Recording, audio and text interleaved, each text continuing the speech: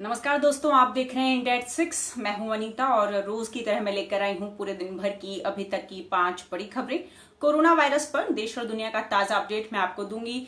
दुनिया भर के देशों में किस तरह की हालात बने हुए हैं उसकी जानकारी। इसके साथ ही बात करेंगे डोमेस्टिक फ्लाइट्स का जो संचालन शुरू होने वाला है 25 मई से, उसको लेकर गाइडलाइंस जारी की गई हैं, एसओपी जारी किया गया है, तो उसके बारे में भी ज्यादा जानकारी दूंगी। साथ ही ट्रेनों को लेकर भी गाइडलाइंस जारी की गई हैं, तो उसके बारे में भी मैं आपको बताऊंगी। और बात करेंगे साइक्लोन अम्फान के बारे में। अम्फान ने सबसे ज्यादा कहर पश्चिम बंगाल में बरसाया है और पश्चिम बंगाल मतलब भारत और बांग्लादेश को मिलाकर 80 से ज्यादा लोगों की मौत हो चुकी है अम्फान के चलते। तो अम्फान का क्या असर रहा, आज पश्चिम बंगाल की मुख्यमंत्री ममता बनर्जी ने क्या कहा, केंद्र सरकार ने क्या कहा और एनडीआरएफ किस तरह से वहां पर हालात से निपट रहा है, इसकी जानकारी मैं आपको दूंगी। तो शुरुआत करेंगे बड़ी खबर से और बात करेंगे साइक्लोन अम्फान के बारे में। लगातार 3 दिन से मैं आपको साइक्लोन अम्फान के बारे में जानकारी देती आ रही हूं और लगातार मैं आपको बता रही हूं कि एक सुपर साइक्लोन है, भारत और बांग्लादेश से टकराए शक्तिशाली तूफान अम्फान के कारण अब तक 80 से ज्यादा लोगों की मौत हो चुकी है। बीबीसी इंग्लिश के मुताबिक 84 लोगों की मौत हुई है और इन 84 में से सिर्फ 72 मौतें पश्चिम बंगाल में हुई हैं। एएफपी के मुताबिक ये बीते 2 दशकों में आने वाला सबसे शक्तिशाली तूफान है। हालांकि आईएमडी ने आज दिन में ये जानकारी दी थी कि ये कमजोर हो गया है, लेकिन बंगाल की खाड़ी से उठे इस तूफान के कारण भारत के पश्चिम बंगाल, ओडिशा और बांग्लादेश में सैकड़ों पेड़ जड़ से उखड़ गए, हजारों घर नष्ट हो गए, तबाह हो गए और लाखों लोग इससे प्रभावित हुए हैं। मैंने आपको लगातार अपडेट देती आई हूं कि किस तरह पश्चिम बंगाल और ओडिशा में लाखों लोगों को सुरक्षित स्थानों पर पहुंचाया गया था। चक्रवात का सबसे ज्यादा नुकसान पश्चिम बंगाल में देखने को मिला। पश्चिम बंगाल के 2 जिलों को पूरी तरीके से अम्फान ने बर्बाद कर दिया है और वहां पर 72 लोगों की मौत हो गई है। इन 72 में से 15 लोग कोलकाता से हैं, यानी कि कोलकाता में 15 लोगों की मौत हो गई अम्फान के चलते। मुख्यमंत्री ममता बनर्जी ने कहा कि अम्फान का प्रभाव कोरोना वायरस से भी बदतर है और उन्होंने ये एक अनुमान लगाया कि हो सकता है कि राज्य को 1 लाख करोड़ रुपए तक का नुकसान हो चुका है। मुख्यमंत्री ममता बनर्जी ने चक्रवाती तूफान अम्फान में मरने वालों के परिवारों को 2.5 लाख रुपए के मुआवजे का ऐलान भी किया है।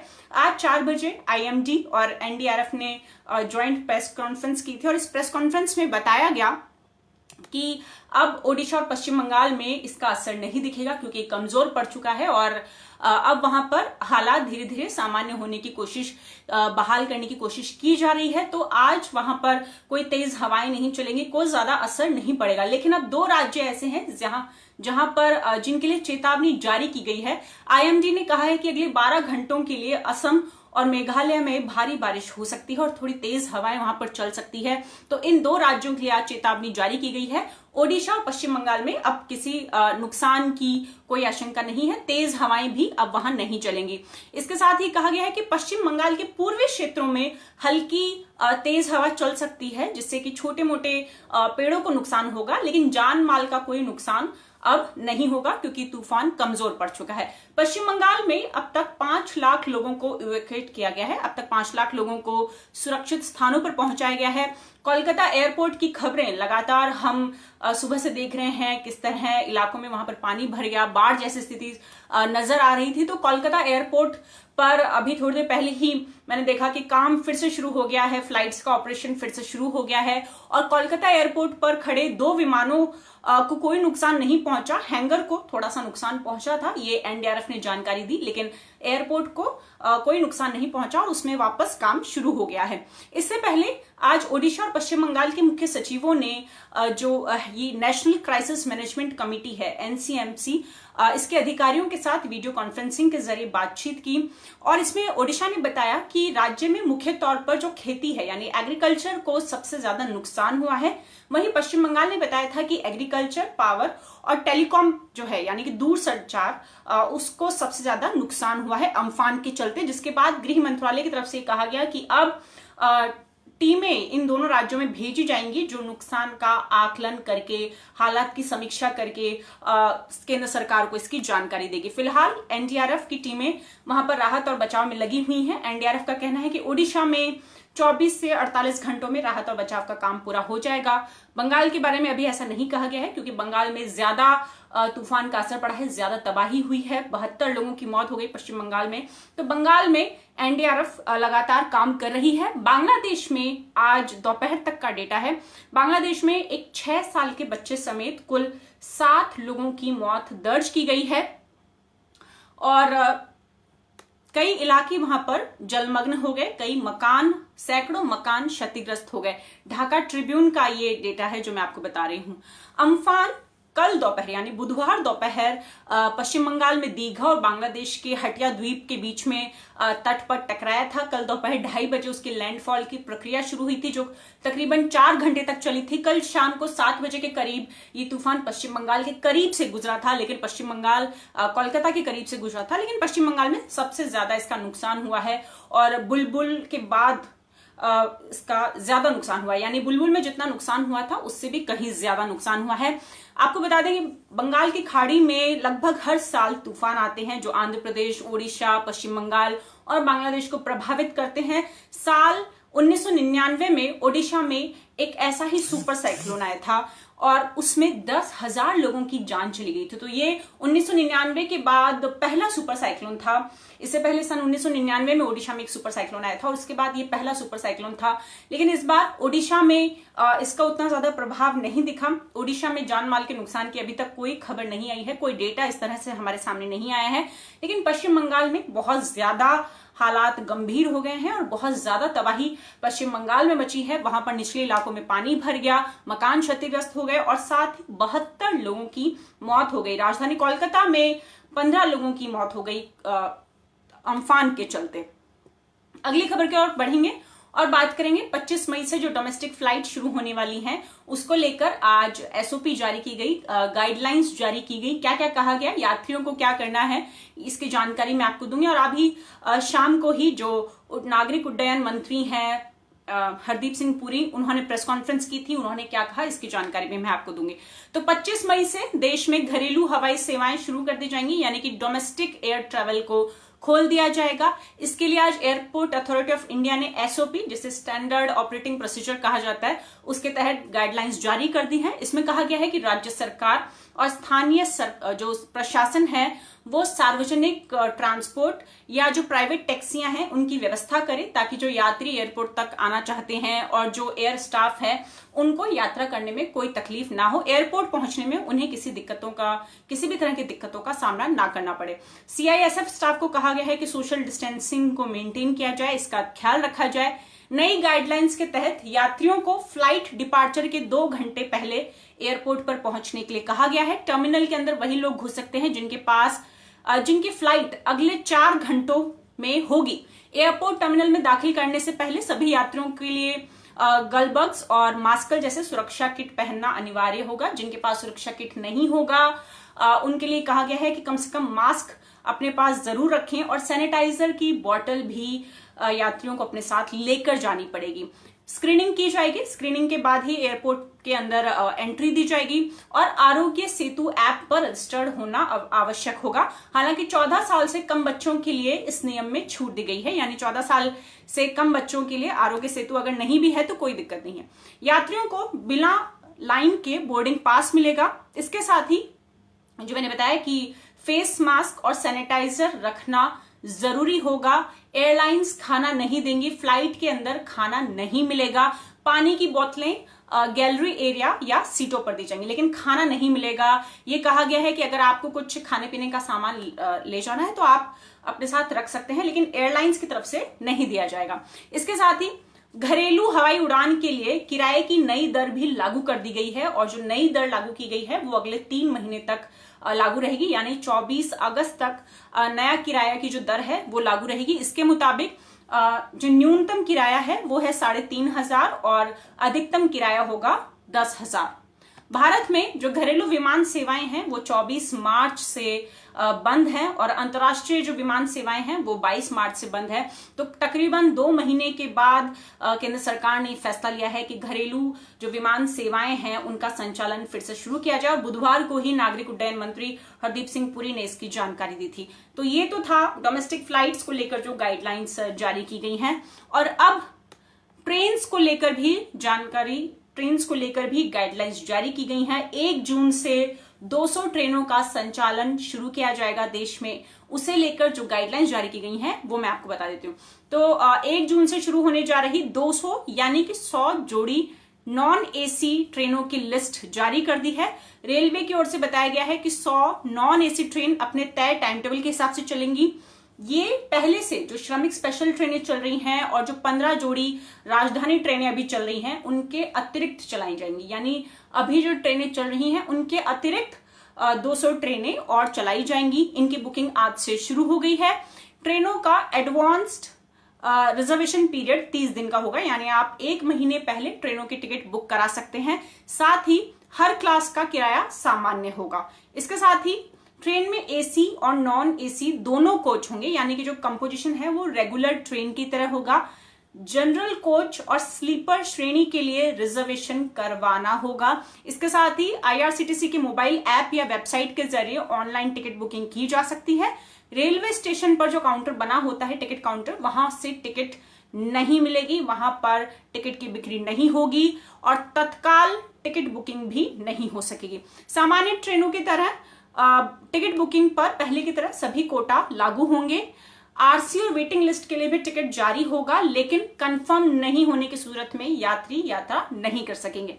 और साथ ही रेलवे स्टेशन में उन्हीं को प्रवेश मिलेगा जिनके पास टिकट होगा, यानी कि आपको ऑनलाइन टिकट बुक करानी है और आप टिकट दिखाकर ही रेलवे स्टेशन में प्रवेश ले सकते हैं। इसके साथ ही रेलवे का कहना है कि खाने का सामान पहले से रखें, खाने का चार्ज नहीं वसूला जाएगा टिकट में, लेकिन कुछ ट्रेनों में पेंट्री कार होगी जहां से यात्री पैसा देकर खाना का जो सामान है वो खरीद सकते हैं। लेकिन फिर भी कहा गया है कि यात्री अगर खुद अपने खाने के सामान को व्यवस्था वो करें, खुद लेकर आए घर से, तो ज्यादा बेहतर होगा। और साथ ही ये कहा गया है कि कुछ ट्रेनों में हो सकता है कि पेंट्री कार की सुविधा जो है वो उपलब्ध हो और वहां पर आप पैसे देकर खाना खरीद सकते हैं। इसके साथ ही गंतव्य तक पहुंचने के बाद जिस भी राज्य में आप जा रहे हैं, दूसरे राज्य में, आपको वहां के जो प्रदेश सरकार के जो नियम हैं उनको फॉलो करना होगा, सख्ती से उनका पालन करना होगा। ट्रेनों के भीतर तौलिए, चादर और कंबल नहीं दिए जाएंगे, ना ही ट्रेनों में पर्दे होंगे। यात्री को कम से कम 90 मिनट पहले रेलवे स्टेशन पहुंचना होगा और सभी के लिए आरोग्य सेतु ऐप को डाउनलोड करना अनिवार्य है, वो आपके फोन में होना चाहिए।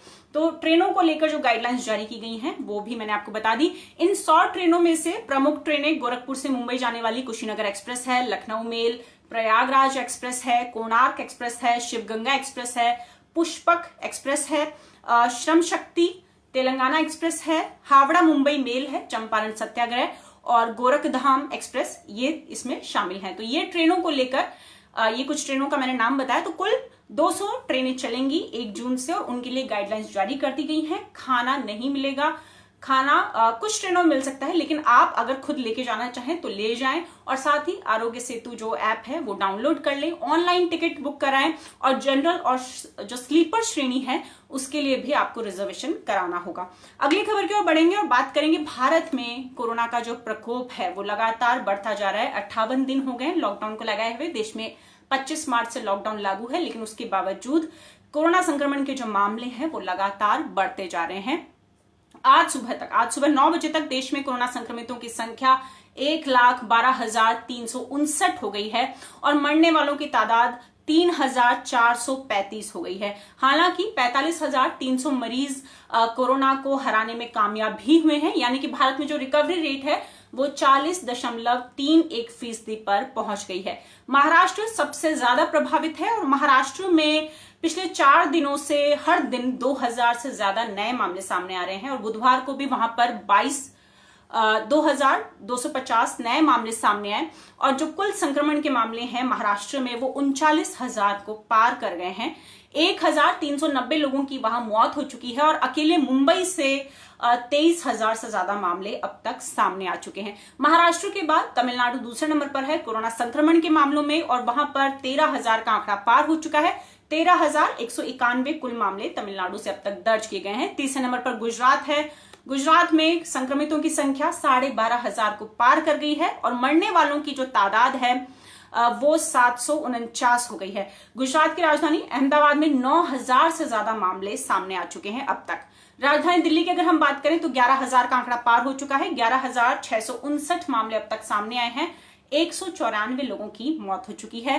राजस्थान में आज दोपहर तक 131 नए मामले दर्ज किए गए और राजस्थान में जो कुल संक्रमितों की संख्या है वो 6,146 हो गई है। 150 लोगों की अब तक मौत हो चुकी है।